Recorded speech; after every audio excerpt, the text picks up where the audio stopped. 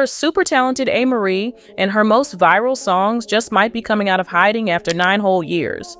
To catch some of you up, Amerie disappeared a few years ago after her record label, Columbia, was trying to destroy her career. They tried to gatekeep her song One Thing to allow J-Lo to release it. Not only that, but Jennifer Lopez and Beyonce were both stealing her songs, ideas, and style with no consequences. Right before leaving, Amerie did the unthinkable by leaking her own song, which we will cover in a bit. But just recently, she released a trailer hinting at her return. I'm so glad she might be coming back after all that bullshit.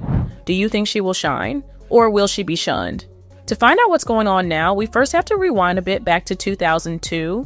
That year, Amerie released her debut album, All I Have, which went gold just after 3 months. This was followed by her album Touch in 2006, featuring the chart-topping single One Thing.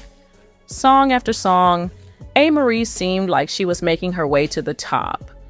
Her song Why Can't We Fall in Love was called her summer anthem, and people seemed to love her music. Her fan-favorite album Touch won her 2 Grammy nominations. However, just as her career started to flourish, things suddenly took a wrong turn. Amerie took a step back from mainstream music after the release of Because I Love It. This left her fans disappointed and wondering why. Amerie justified her move by saying in an interview with Billboard, "I experienced pushback because I'm a female who knows herself and doesn't have problems speaking up."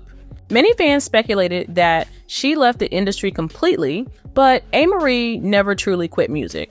In 2011, she emerged as an independent artist. But what had caused Amerie to leave mainstream music so blatantly? The reasons were spicy. It is apparent that Amerie left the industry because she was getting overpowered as a female, and she definitely couldn't compromise on that. She had her own vision. Amerie has spoken about male executives who tried to make her do things their way in an interview with Tamron. It is pretty obvious that Amerie has faced hindrances in the music industry. One prime example is Amerie leaking her song One Thing to radio stations after 6 months of recording it. The label had rejected every version they turned in, and the positive response from the radio stations forced Columbia to release it as a single. Then came a stunning theory.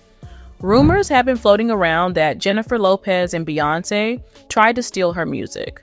Over the years, people have suggested that artists like Beyonce and Jennifer Lopez may have played a role in her decline by allegedly borrowing elements of her sound. The story behind One Thing makes everything fishy. Now, Amerie's One Thing, produced by Rich Harrison, was an iconic track with its sharp, go-go-inspired beats. Shortly after its release, similar sonic elements began appearing in Beyonce's B-Day era, particularly in tracks like Deja Vu. Then there was Jennifer Lopez's Get Right, which some critics felt echoed the energy of Amerie's style. Here's the question: do you think it was copied, or was it just a coincidence?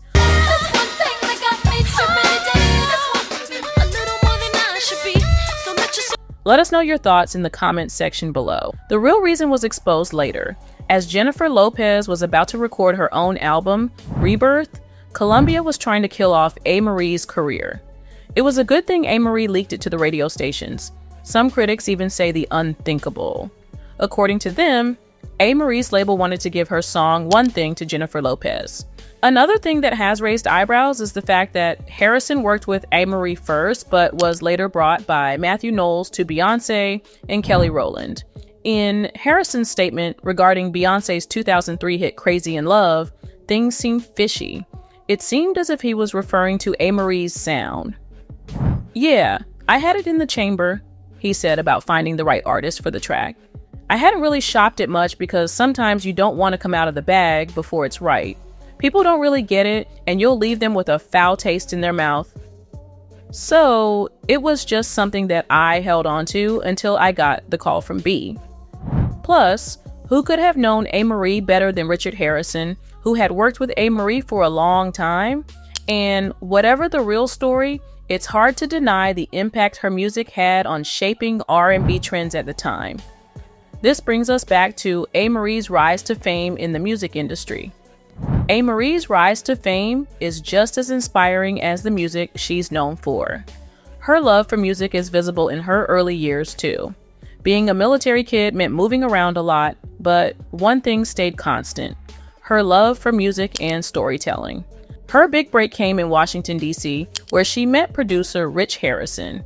The two clicked creatively, and together they worked on what would become her debut album, All I Have. When it dropped in 2002, people took notice. Songs like Why Don't We Fall in Love quickly became fan favorites. Then came 2005, and everything changed. Her second album, Touch, was a game changer, and the lead single, One Thing, blew up. It was everywhere, on the radio, in clubs, in movies. Her ability to mix heartfelt lyrics with bold, unique sounds made her stand out. Amerie wasn't just following trends, she was creating her own. Even after she left mainstream music, Amerie has never sat still and waited for some miracle to happen in her favor. She made her YouTube channel, and most interestingly, she started her career as a writer and content creator. She said she had always been interested in writing, and she was even an English major. It seems as if Amerie returned from music to her first love, books and writing. And as an author, Amerie has also contributed to anthologies like Because You Love to Hate Me and The World We Make. Her writing explores themes of identity, resilience, and imagination. You can get an idea about her success from the fact that she was one of the editors of the 2017 New York Times best-selling adult anthology, Because You Love to Hate Me. In her interview, she told how her passion had led to this anthology. Her dedication was visible in her words. Amerie loves short stories and has been writing children's stories now. She has about 5 books, one of them being named You Will Do Great Things.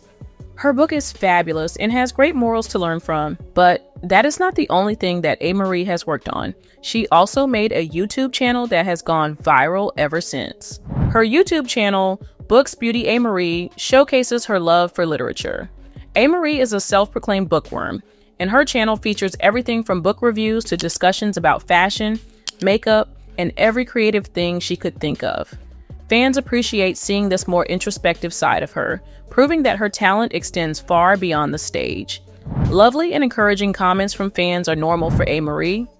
This fan said, "The minute you announced your book, I had to pre-order it in a heartbeat. You are just full of optimism, and I will enjoy the book. I've been a fan of yours since All I Have and have been following you since then. It's so refreshing to see another side of you. You've got me back into reading as well. Thank you for sharing." Yes, girl, I'm here for a books and fashion channel. However, a far more interesting thing happened in Amerie's life in 2011. That year, she married Lenny Nicholson, a former Sony music executive who had been a critical figure in the industry for years. Their relationship, built on shared passions for music and creativity, blossomed into a strong partnership. Then, in 2018, the story took a new turn when Amerie took on a new role, the role of a mother. She and Lenny welcomed their son River in May 2018.